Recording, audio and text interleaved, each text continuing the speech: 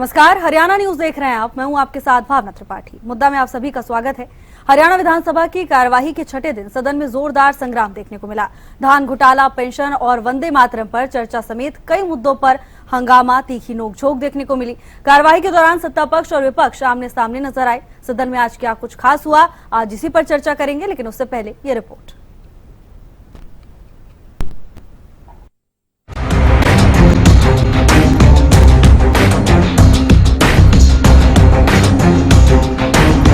विधानसभा की कार्यवाही का छठा दिन बेहद खास रहा। सदन में कई मुद्दों की गूंज रही।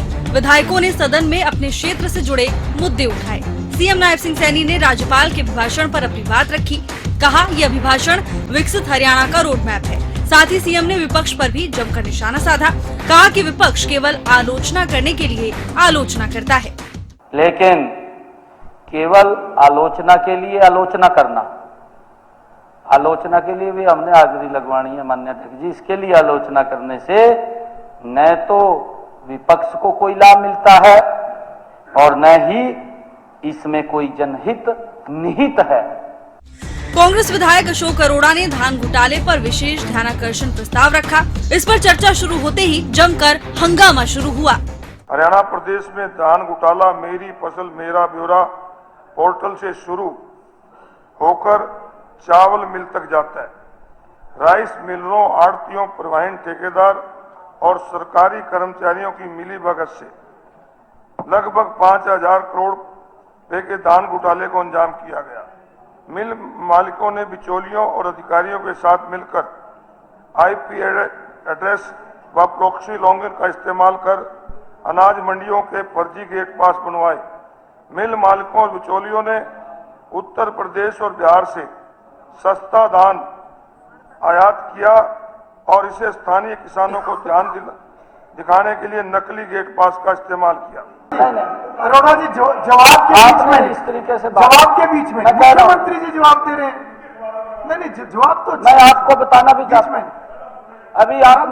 अभी अरोड़ा जी ने कहा है कि 5,000 करोड़ का घोटाला हो गया,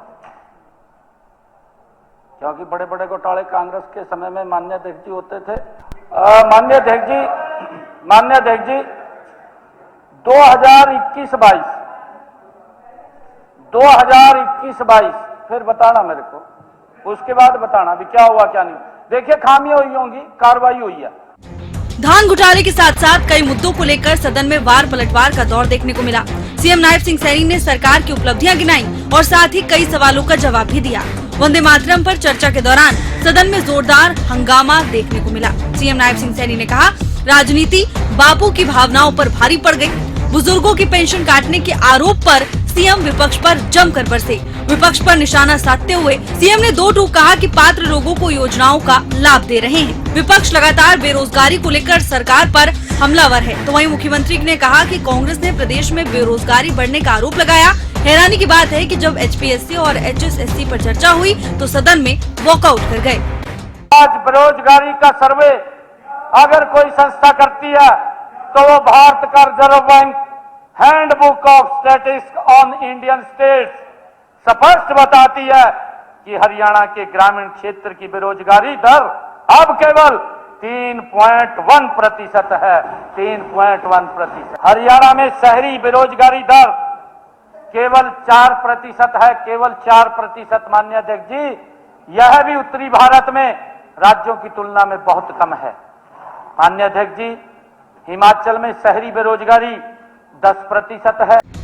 हरियाणा विधानसभा के छठे दिन सदन में जोरदार बहस और हंगामा देखने को मिला। धान घोटाले, पेंशन और वंदे मातरम जैसे मुद्दों पर सत्ता पक्ष और विपक्ष आमने सामने नजर आए। मुख्यमंत्री नायब सिंह सैनी ने राज्यपाल के अभिभाषण को विकसित हरियाणा का रोड मैप बताते हुए सरकार की उपलब्धियां गिनाई। वहीं विपक्ष ने सरकार को विभिन्न मुद्दों पर घेरा। तीखी नोकझोंक और आरोप प्रत्यारोप के बीच सदन का माहौल गरमाया रहा। अब नजरें अगली कार्यवाही पर टिकी हुई हैं।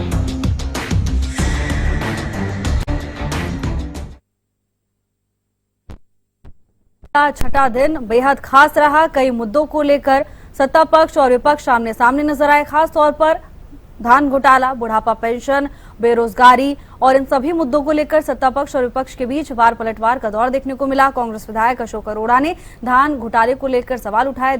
ध्यानाकर्षण प्रस्ताव रखा, तो वहीं मुख्यमंत्री नायब सिंह सैनी ने इस पर जवाब दिया। साथ ही राजेश नागर की ओर से भी सभी सवालों का जवाब दिया गया। मुख्यमंत्री ने दो टूक कहा कि इसमें खामियां पाई गई, इसीलिए हमने इसमें कार्रवाई की है। तो वहीं संबंधित विभाग के मंत्री की ओर से भी यह आश्वासन दिया गया कि कार्रवाई हुई है और आगे भी जो भी दोषी पाया जाएगा उस पर कार्रवाई होगी। साथ ही बेरोजगारी के मुद्दे पर मुख्यमंत्री नायब सिंह सैनी विपक्ष पर हमलावर नजर आए। बता दें कि लगातार विपक्ष की ओर से बेरोजगारी, नौकरियों, इन तमाम मुद्दों को लेकर सरकार को घेरने का काम किया जाता है। अब ऐसे में आज कार्यवाही के दौरान मुख्यमंत्री नायब सिंह सैनी ने कांग्रेस पर तंज कसा, कहा बेरोजगारी के आरोप लगाते हैं लेकिन जब आंकड़े पेश करो तो सदन से विपक्ष वॉकआउट कर जाता है।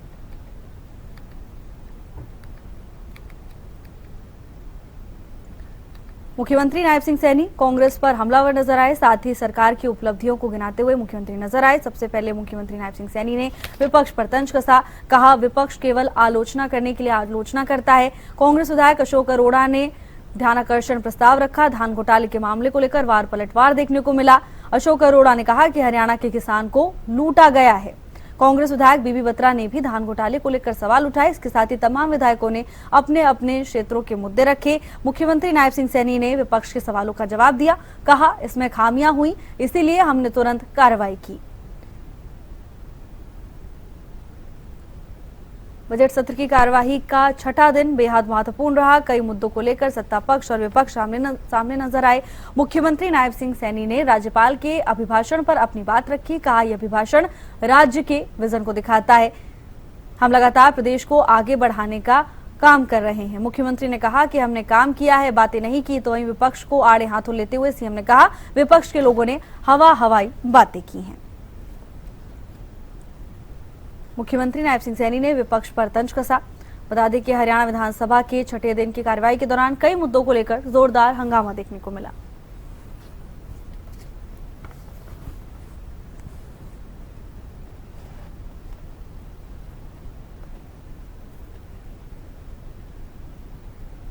और इसी पर चर्चा के लिए हमारे साथ खास पैनल जुड़ने वाले। सबसे पहले आपका परिचय करा देते हैं कांग्रेस के प्रवक्ता ललित अरोड़ा जी से, जो हमारे साथ हैं। बाकी सभी मेहमान अब से थोड़ी देर बाद हमारे साथ होंगे। ललित जी, आपका बहुत बहुत स्वागत है हरियाणा न्यूज पर। आज मुख्यमंत्री ने कार्यवाही के दौरान ये कह दिया कि विपक्ष केवल आलोचना करता है, केवल आलोचना करने के लिए आलोचना करता है। आपका क्या रिएक्शन, क्या प्रतिक्रिया आपकी? ऐसा है, अगर मैं मुख्यमंत्री के बारे में कटु शब्द बोलूंगा तो वो अच्छे टेस्ट में नहीं होगा।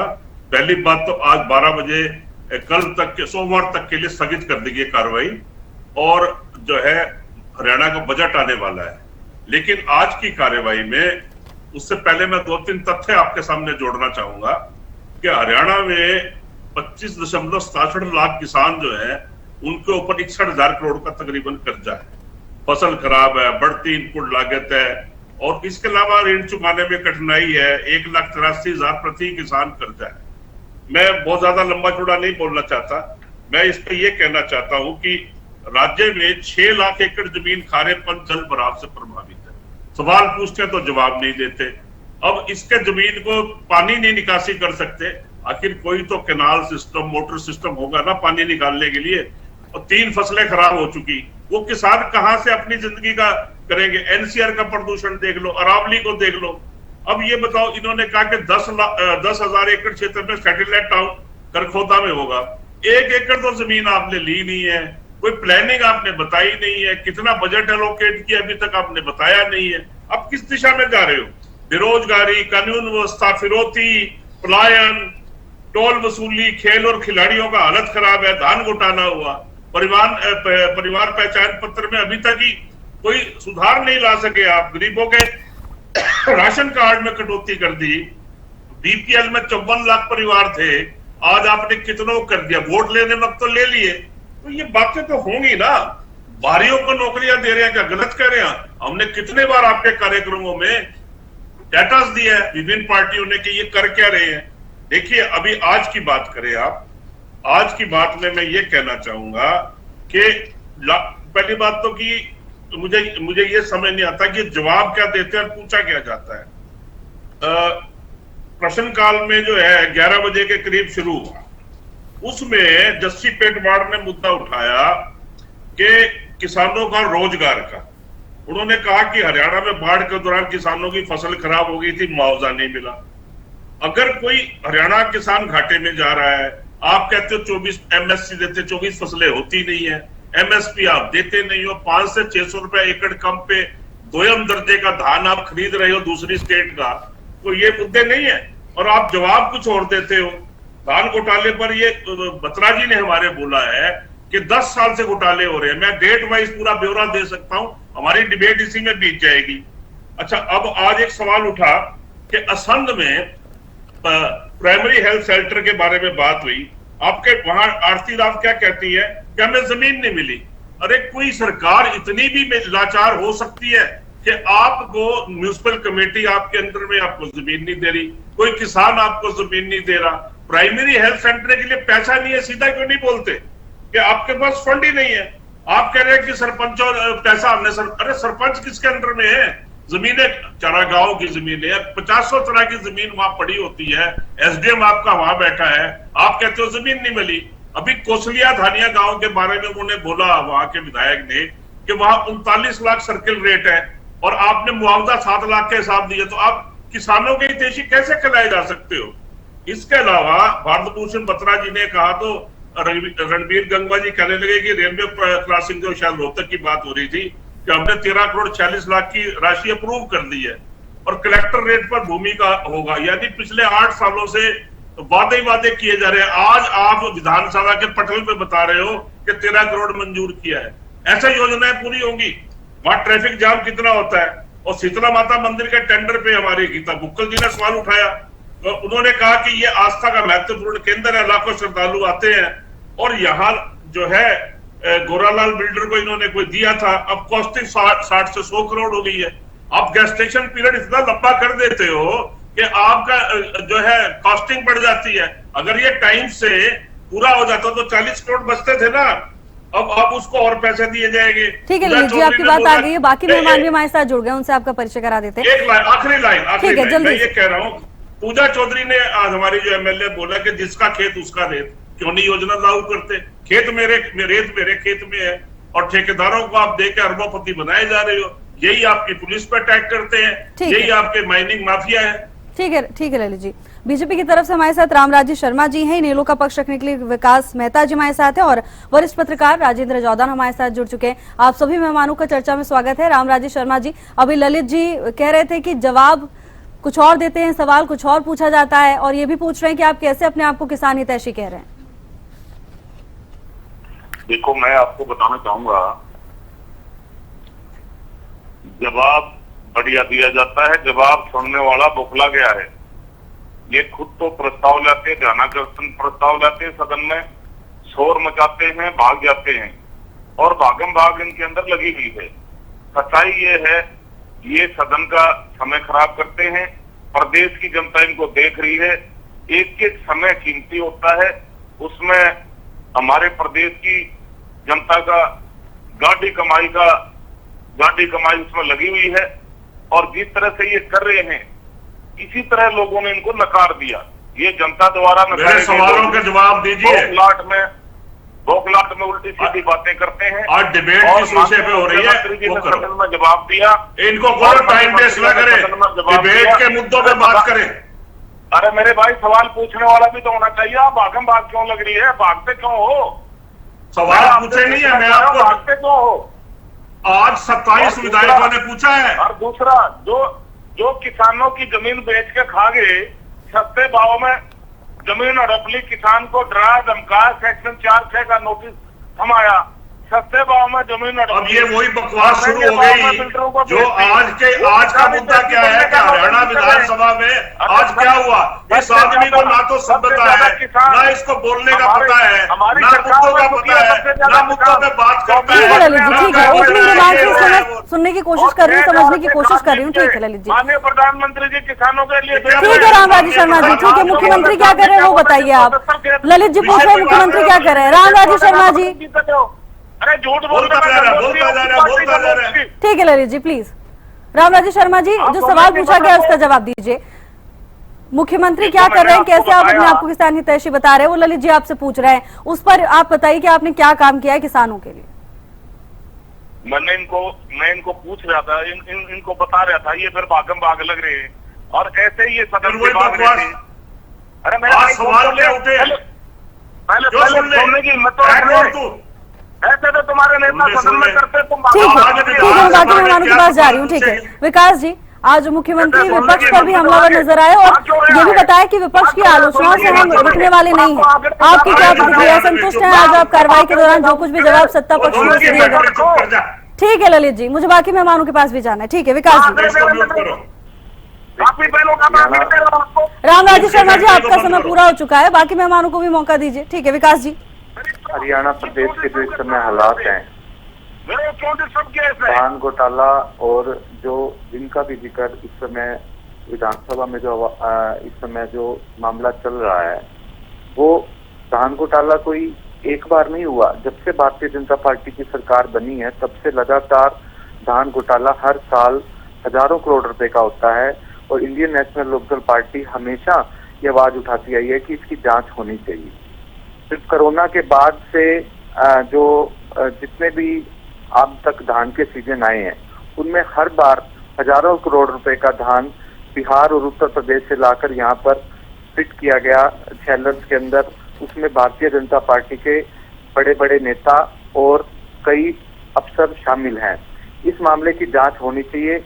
और बात रही विपक्ष की, विपक्ष तो देखो आवाज उठाता रहा है और सरकार अपने इन चीजों से बच के निकलती है और भारतीय जनता पार्टी में ये कला है कि ये मुद्दे को बहुत जल्दी बदल देते हैं ताकि जो असली मुद्दे हैं इस समय हरियाणा प्रदेश में वो गौन हो जाएं कहीं ना कहीं। और असली विपक्ष की भूमिका अगर सड़क से लेकर विधानसभा तक कोई निभा रहा है इस समय तो वो इंडियन नेशनल लोकदल पार्टी है। और जो असली मुद्दे हैं प्रदेश से जुड़े हुए कानून व्यवस्था का हो गया, मूलभूत सुविधाओं का हो गया, उस समय चर्चा के दौरान कई बार कांग्रेस के विधायक भी सदन में नहीं होते। जी ठीक है, तो आपका कहना है कि कांग्रेस उतनी मजबूत तरीके से विपक्ष की भूमिका नहीं निभा पा रही है? जी नहीं निभा पा रही। ठीक है ललित जी जवाब दीजिए, फिर उसके बाद मैं राजेंद्र जी के पास जाऊंगी। देखिए, अभी हमारे दीपेंद्र हुड्डा जी ने और भूपेंद्र हुड्डा जी ने और बाकी सभी एमएलए ने धान घोटाले को हर जगह उठाया है, विधानसभा में भी उठाया है। देखिए, करनाल जिले में घोटाला हुआ, गड़बड़ी हुई। इससे पहले 35 घोटाले और हैं। कहें तो मैं रामराजी शर्मा को गिनवा दूं, एफपीओ का, सहकारिता का, सीएजी का, आबकारी का, प्रॉपर्टी आईडी का, चावल घोटाला, बाजरा खरीद, नंबर ऑफ लिस्ट है। आप ये देखिए, अब इस आदमी को रामराजी जी 20 में मत बोलिए। इंटरनेशनल यूपी पार्टी है आपकी। रामराजी जी आपके पास मैं आऊंगी आपके समय में, तब तक आप आंकड़ों को अपने पास रखिए। ठीक है रामराजी जी, ठीक है। अभी एक बात बताइए, इन्हीं के मुख्यमंत्री ने बोला कि 72 पन्नों की विस्तृत शिकायत डीसी और एसपी ने संयुक्त जांच बिठाई है, उसमें जो है करोड़ों रुपए घोटाला आया है। उसके अलावा जो फर्जी पर्चियां हैं, फर्जी किसान हैं।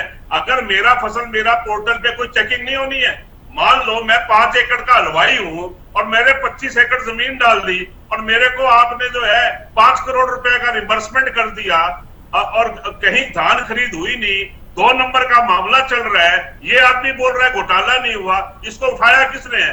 बीबी बत्रा ने उठाया, हुड्डा साहब ने उठाया, सभी ने तो वहां पे इससे सवाल पूछे। अशोक अरोड़ा ने उठाया। अभी 22 में 3 करोड़ का घोटाला हुआ। इन्होंने अभी सीएम साहब का बयान सुन लीजिए, आप मेरी बात समझ जाएंगी। उन्होंने बोला कि भविष्य में कोई गड़बड़ ना हो इसलिए खरीद पोर्टल अपग्रेड हो रहा है। यानी इनका शासन हो गए 12 साल, अभी इनका खरीद पोर्टल ही नहीं हुआ। वाहनों का ऑटोमेटिक नंबर प्लेट कैचर होगा, जीपीएस लगाए जाएंगे। मंडी गोदामियों के जियो फेंसिंग का 2022 से कह रहे कर देंगे, 5 साल में इन्होंने करा नहीं।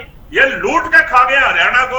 आप ये बताइए, इनके राजनीति बाजों के, इनके अधिकारियों के नेक्सस के बिना इतना बड़ा घोटाला हो सकता है? नुकसान तो सरकार का हो रहा है ना। मिलों में चावल ही नहीं पहुंचा, किसी मिल में 40,000 टन कम है, किसी में 18,000 कम है, किसी में 7,000 टन है। ये उठाया किसने? हमने तो कम से कम में 8 स्टेशन पर तो उठा रहे हैं। इनके जो इतने आदमी सस्पेंड हुए हैं, हमारी सरकार में शर्म करो घोटालेबाजो, शर्म करो, घोटालेबाजो शर्म करो, घोटालेबाजो शर्म करो। अमृत योजना में घोटाला, सड़क निर्माण में घोटाला, स्टेडियम निर्माण में घोटाला, फैमिली आईडी घोटाला, गुरुग्राम में घोटाला। ठीक है, एक सेकंड ललित जी, ठीक है।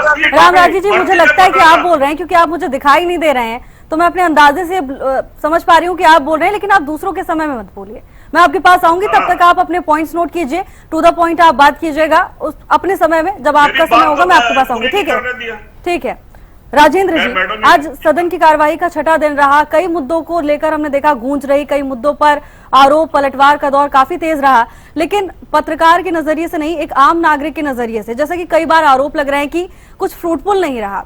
ललित जी भी कह रहे थे कि सवाल कुछ पूछा जाता है, जवाब कुछ दिया जा रहा है। आपको कैसी लगी ये कार्रवाई? क्या आपको लगता है कि जनता ने, अगर आम जनता ने देखा होगा तो सभी सवालों के जवाब उन्हें मिले होंगे? नहीं, देखिए, अब ऐसा है कि सदन में तो विपक्षी सवाल उठाता है, और अभी जो है राज्यपाल का जो अभिभाषण हुआ उस पर जो धन्यवाद प्रस्ताव पेश किया जाता है राज्यपाल के अभिभाषण पर, उस पर चर्चा कराई जाती है और सभी सदस्यों को उसमें बोलने के लिए समय मिलता है, सभी दलों के सदस्य बोलते हैं।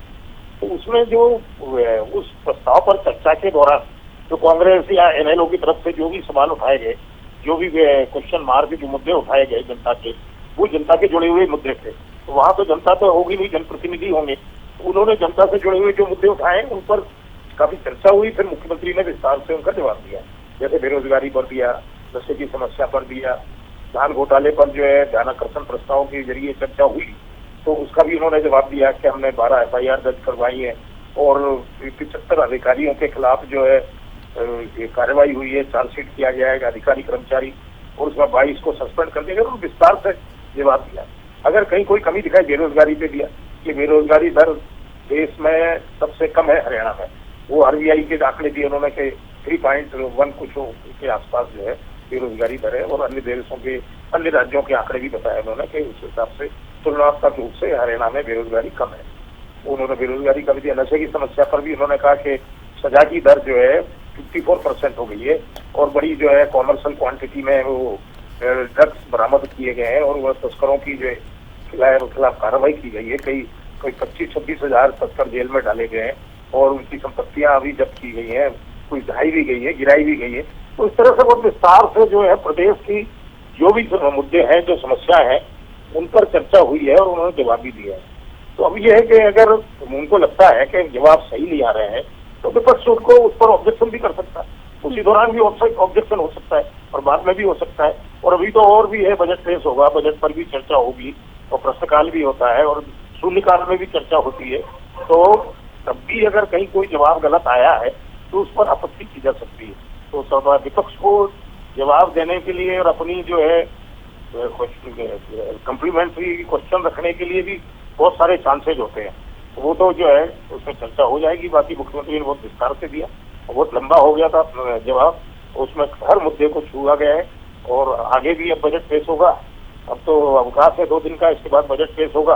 तो बजट पेश होने के बाद भी बजट पर चर्चा होगी, तब भी जो है कई मुद्दे उठाए जाते हैं। तमाम समस्याएं बजट पर चर्चा के दौरान भी फाइनेंशियल तो खासतौर से उठाई जाती है, लेकिन और समस्याएं भी उसके साथ साथ विकास की समस्या, सुविधाओं की कमी, सड़क, पानी, बिजली, स्वास्थ्य, शिक्षा, हर पहलू पर चर्चा हो सकती है। तो विपक्ष को जो है अपना समय अपने हिसाब से अपनी तैयारी करके, स्टडी करके, कहाँ वो मुख्यमंत्री ने गलत जानकारी दी है, उस जानकारी पर आप अपना ऑब्जेक्शन रेज कीजिए, तो मौका मिलेगा बात रखने का विपक्ष को। बिल्कुल। राजेंद्र जी, मैं आपके पास वापस आऊंगी। रामराजी जी, अब जवाब दीजिए आप। देखो, मैं आपको बताना चाहूंगा, मेरी फसल मेरा ब्यौरा में किसान अपनी फसल का ब्यौरा देते हैं, रजिस्ट्रेशन कराते हैं, और खरीफ सीजन 25-26 के दौरान खरीफ संस्थाओं द्वारा 30 लाख 1,000 किसानों के 6,21,000 3,000 करोड़ 6 करोड़ 21,000 62,000 13,000 करोड़ ये मीट्रिक टन धान खरीदा गया, जिसमें 6 करोड़ 21,03,000, ये मैं आपको संशोधित करके बता दूं, 6 करोड़ 21,03,000 मीट्रिक टन धान, बासमती धान खरीदा गया, और कुल 30,13,968 क्षेत्र में इसका सत्यापन हुआ और अनुमान के अनुसार उत्पादन हुआ है 97,86,000 मीट्रिक टन इसका अनुमान के अनुसार उत्पादन हुआ है। और जो ये बता रहे हैं, जब ये डिजिटल युग है, सारी चीज ऑनलाइन है, इसमें जब ये महसूस किया गया तो इसमें कुछ गड़बड़ी हुई है। ये कह रहे क्या किया, ये डॉक्टर नायब सिंह सैनी का हरियाणा है, नशा मुक्त हरियाणा, भ्रष्टाचार मुक्त हरियाणा और अपराध मुक्त हरियाणा। इसमें 12 FIR दर्ज हुई हैं और 75 अधिकारी और कर्मचारी इसमें चार्जशीट किए गए हैं और 28 अधिकारी और कर्मचारी निलंबित किए गए हैं और 6 करोड़ 27 लाख रुपए की राशि ये रिकवर की गई है। इसमें जुर्माना के रूप में रिकवर की गई है और मैं अधिकारियों के नाम भी आपको बता देता हूँ। और जो ये जिला अम्बाला, फतेहाबाद, कैथल, करनाल, सिरसा में आवक खरीद नहीं रामराज्य शर्मा जी नाम मत बताइए, देखिए नाम हमें पहले ही पता है। फिर अभी ललित जी पूछने लगेंगे दूसरा सवाल, आप इसी मुद्दे पर, ठीक है आपकी बात मेरे तक आ गई, ठीक है। ललित जी वो कह रहे हैं कि अगर खामियां हुई, अगर कोई मामला उजागर हुआ तो उस पर कार्रवाई भी तो की गई है, जिन लोगों की गलती थी उन पर गाज भी गिरी है, तो फिर अब क्या दिक्कत आ रही है? नहीं मैडम, देखिए आप प्रबुद्ध पत्रकार है, मेरा सवाल ये था कि प्रिवेंटिव विजिलेंस के नाम पे इनके पास कुछ नहीं है। घोटाला होने के बाद इनको पता लगता है हमने कार्रवाई कर दी। घोटाला जब हो रहा है उसके लिए कोई चेकिंग व्यवस्था नहीं है। आपके पास 15 एजेंसीज है चेक करने के लिए, इनकी इंटरनल विजिलेंस है मंडी कमेटी की, सब पैसा आपस में बढ़ रहा है। मैं आपको बताऊं, हर साल पिछले 10 सालों में घोटाले पे घोटाला हो रहा है। होता क्या, एक्चुअल परचेज नहीं होती, सस्ता धान खरीद के मिलों में। मेरे को एक बात बोलने दीजिए, 590 करोड़ का डिपॉजिट जो है एक ही IDFC बैंक में था, 20,000 करोड़ रुपया सरकारी बैंकों में रखने की बजाय प्राइवेट बैंकों में रखा हुआ है। ये डिपॉजिट, ऐसा आरोप लगता है कि डिपॉजिट बेचते हैं इनके IAS और जो वसूल किया है कंट्रोलर ऑफ फाइनेंस जो है, इसको चुप कराइए। देखिए ये डॉक्टर ठीक है ललित जी, ठीक है, मैं क्या बोल रहा हूँ, ठीक है ललित जी, मैं कम्युनिकेट कर दूंगी, ठीक है ललित जी, कम से कम आप बहस मत कीजिए। मुझे तो समझ नहीं आ रहा है कि इस समय कौन बोल रहा है। मैं आपसे बार बार रिक्वेस्ट कर रही हूँ कि कोई एक ही बोलिए, क्योंकि मुझे समझ नहीं आ रहा है कि कौन क्या बोल रहा है, क्योंकि आप सभी लाइव नहीं है इस समय, मैं देख नहीं पा रही हूँ आपको। रामराजी जी सवाल ये है कि क्या आप एंड रिजल्ट का वेट करते हैं? घोटाला हो गया, वो जो उनका सवाल है कि मॉनिटर करने के लिए क्या आपके पास कोई एजेंसी नहीं है? ऐसा है, हमारे पास में एंटी करप्शन सेल है और अदर एजेंसीज हैं और ये डिजिटल युग है। डिजिटल युग के टाइम में मैनुअल होता था, इसमें अपने आप ही अंतर सामने आ जाता है। और ये जो बैंक की बात कर रहे हैं, इसमें सरकार का 1 रुपए का भी नुकसान नहीं हुआ और ब्याज समेत मेरे को बोलने तो दे नहीं रहे, 590 करोड़ का घोटाला कैसे बैंक कर्मचारी, ये तो बताने दो, बैंक कर्मचारी जनता को पता तो लगे हुआ कैसे, अंदर कर दिया, अंदर है। और चुप रहे यार, ये डॉक्टर नायब सिंह सैनी का हरियाणा मेरे भाई, देखिए ये घोटाला कैसे किया मैं बताऊं, मुझे बोलने दीजिए ना, और अपराध ये घोटाला कैसे हुआ, 590 करोड़ का घोटाला कैसे? मेरा सवाल कुछ और था, इनका सवाल तो समझ आता नहीं। 20,000 करोड़ रुपया प्राइवेट बैंकों में क्यों दिया? आप डिपॉजिट बेचते हो, आप पे आरोप है, आपके फाइनेंशियल कंट्रोलर, आपके जो है IAS, इसमें IAS के बीवी का नाम आया। ये बताइए, अभी आप बोल रहे थे कि कांग्रेस उतनी सशक्त नहीं है, लेकिन वो तो कह रहे हैं हमारे सभी विधायक तो ये मुद्दे उठा रहे हैं, धान घोटाला हो, बेरोजगारी हो, सभी मुद्दों को लेकर लगातार सरकार से सवाल पूछने का काम कांग्रेस ने किया है। तो आपके आरोप के सवाल 50 मुद्दे और बताऊंगा जो आज उठाए गए। ठीक है विकास जी, ठीक है आप दोनों शांत हो जाइए, मुझे विकास जी के पास जाना है। ठीक है विकास जी, रामराजी जी आपका समय पूरा हो चुका है, दोबारा आऊंगी मैं आपके पास। ठीक है विकास जी अपनी बात रखिए आप।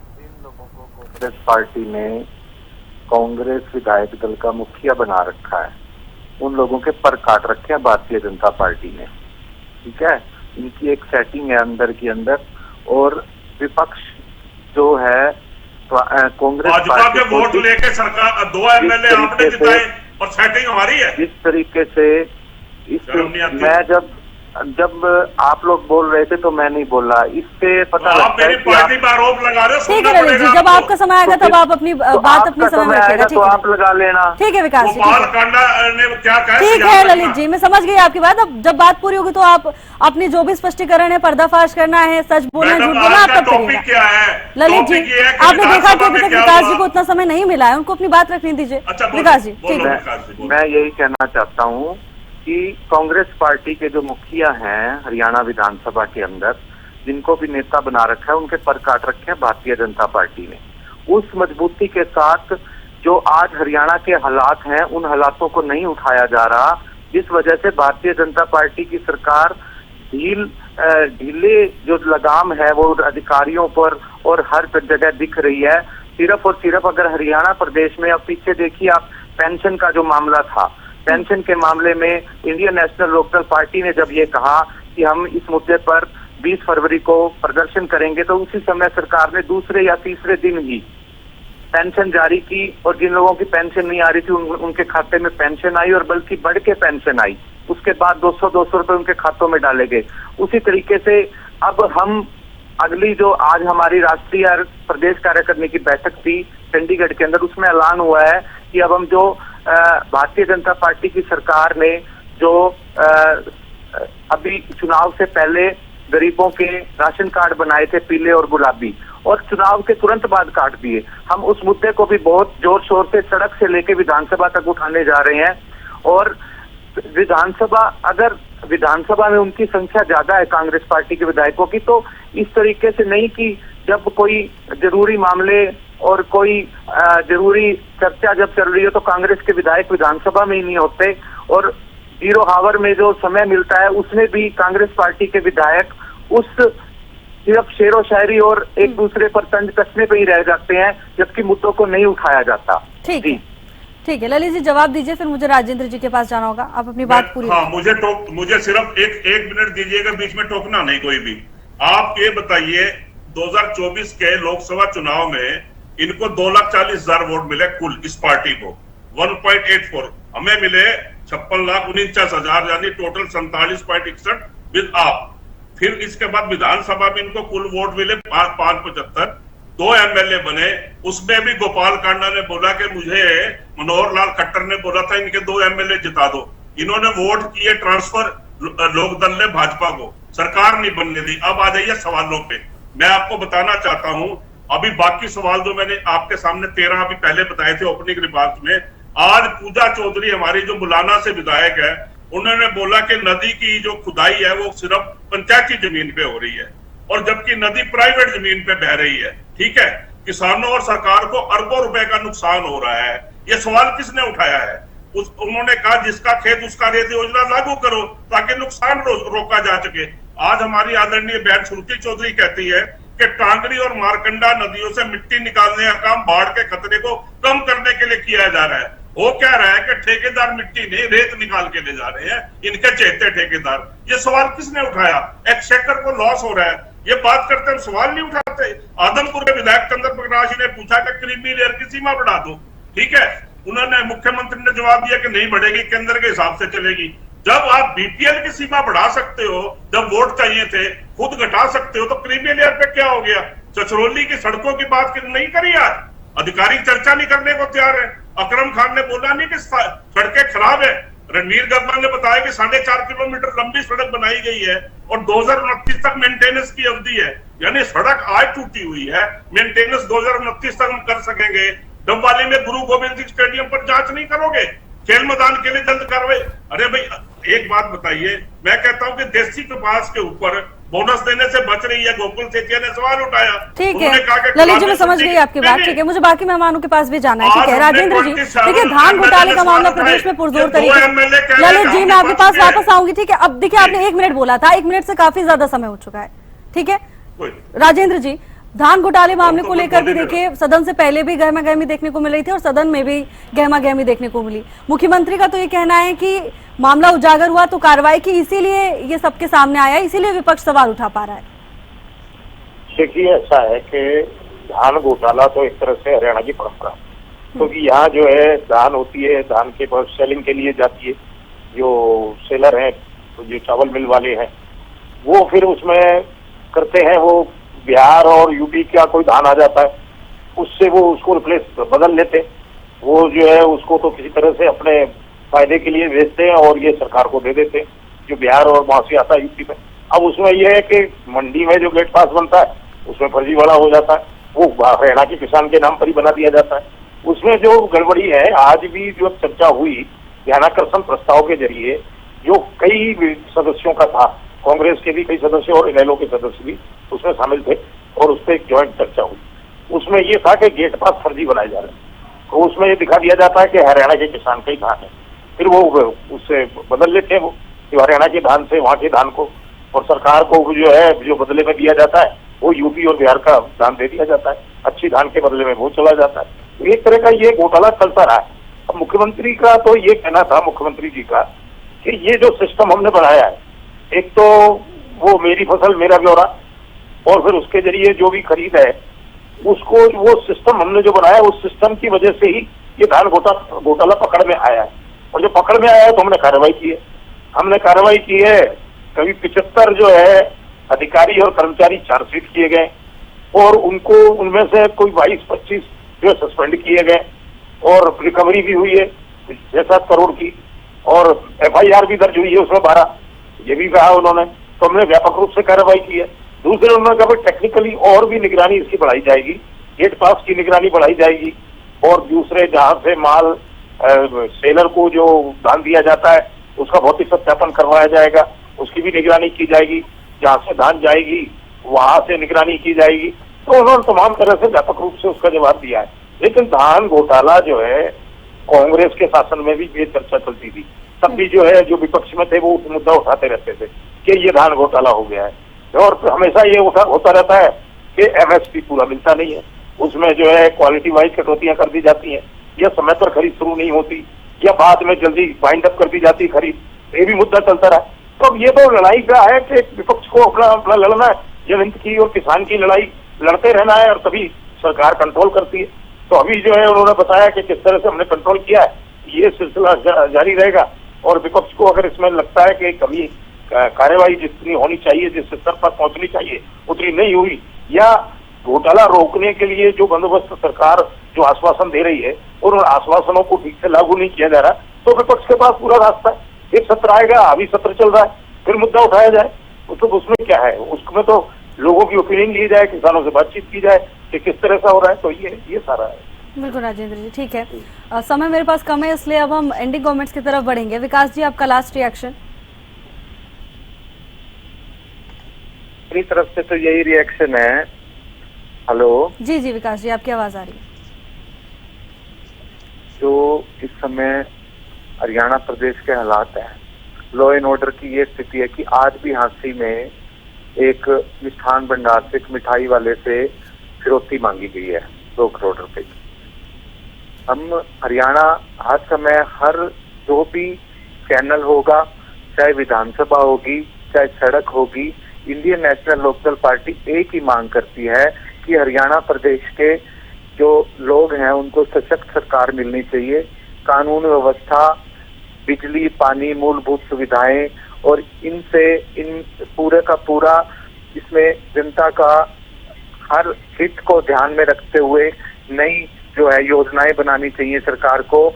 और दूसरा जो धान घोटाला है, और भी एक शराब घोटाला हुआ था कोरोना के समय में, और एक रजिस्ट्री घोटाला हुआ था, जो भारतीय जनता पार्टी के पहले जो पार्टनर थे उनके रहते हुए जो घोटाले हुए, या जो भी भारतीय जनता पार्टी की सरकार बनने के बाद जो घोटाले हुए, उनकी गहराई से गहराई तक जांच होनी चाहिए। और जो भी इसमें आरोपी हैं, जो भी कर्मचारी हैं, अफसर हैं या नेता हैं, उन्हें जेल में भेजना चाहिए हरियाणा सरकार को। और ठीक है गरीबों के जो राशन कार्ड गुलाबी और पीले राशन कार्ड जो काटे गए हैं वो दोबारा सरकार को गरीबों के विकास जी, आपकी बात आ चुकी है, माफ कीजिएगा, समय थोड़ा सा कम है इसलिए आगे बढ़ना होगा। ललित जी, लास्ट रिएक्शन आपका, प्लीज थोड़ा जल्दी से खत्म कीजिएगा, फिर रामराज सिर्फ 2 सेकंड में बोलूंगा। ठीक है। आफ्ताब अहमद जी ने आज सवाल उठाया कि 31 लाख एकड़ जमीन पर खराबा हुआ। आज सवाल पूछा कि आपने कितने लोगों को मुआवजा नहीं दिया, कोई जवाब नहीं मिला। दूसरी चीज, एक और बात जो मैं लास्ट में कहना चाहता हूँ, ज्यादा बोलने से कोई हासिल नहीं होता। इन्होंने ढुलाई के लिए बताया हर करनाल के इलाके में 4,41,781 किलोमीटर का सफर तय किया गया। एक एक वाहन ने 1,000 किलोमीटर का, इसकी चेकिंग ये कर नहीं पाए। अच्छा, उसके अलावा इन्होंने एक और चीज जो करी है कि भाई GPS को नहीं लगाते, जब आपके पास सारा कुछ ही फर्जीवाड़ा हो रहा है, ये उठाया किसने है? ये कहते हैं ना हमारे अधिकारियों ने पकड़ा है, ये हमारे जो मंडी के प्रधान है, जो हमारे पत्रकार है, ये उन्होंने उठाया है। ठीक है, ये इनको ये क्रेडिट लेने से नहीं होता, उसके ठीक बाद है ललित जी, सरकार ठीक ने है। कार्रवाई रामराजी शर्मा जी, आपका लास्ट रिएक्शन। मैं सरकार का स्वागत करता हूँ, लेकिन ये कार्रवाई बाद में हुई। रामराजी शर्मा जी, आपका लास्ट रिएक्शन। देखो, मैं आपको बताना चाहूंगा, ये डॉक्टर नायब सिंह सैनी की सरकार है। नशा मुक्त हरियाणा, भ्रष्टाचार मुक्त हरियाणा और अपराध ठीक है मुक्त ललित जी, हरियाणा। बीच में मत बोलिए, फिर हरियाणा मुझे रैप अप एक, करना। हरियाणा में एक, सबका साथ सबका विकास, इस पैटर्न पर हमारी सरकार काम कर रही है। ठीक है रामराजी शर्मा जी, ठीक है। आप सभी मेहमानों का बहुत बहुत धन्यवाद आपके समय के लिए। तो विधानसभा की तरह हमारी चर्चा में भी कई मुद्दों की गूंज रही। सत्ता पक्ष और विपक्ष एक दूसरे पर हमलावर नजर आए। अब अगले सत्र की कार्यवाही पर क्या कुछ होता है, बजट सेशन के दौरान क्या कुछ होता है, उस पर नजरें रहेंगी। फिलहाल के लिए मेरे साथ बस इतना ही। आप देखते रहिए हरियाणा न्यूज।